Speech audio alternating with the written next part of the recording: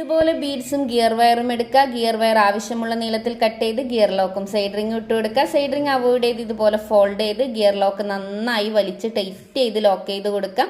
ശേഷം ഇതുപോലെ ബീഡ് ഇട്ട് കൊടുക്കാം. എന്നിട്ട് ഗിയർ ലോക്ക് ഇട്ടിട്ട് ഈ ഒരു ബീഡിനെ ഇവിടെ കറക്റ്റായി ലോക്ക് ചെയ്ത് കൊടുക്കുക കേട്ടോ. ശേഷം വീണ്ടും ഗിയർ ലോക്കാണ് ഇട്ട് കൊടുക്കുന്നത്. എന്നിട്ട് കുറച്ച് മുകളിലായിട്ട് അത് അവിടെ ലോക്ക് ചെയ്ത് കൊടുക്കുക.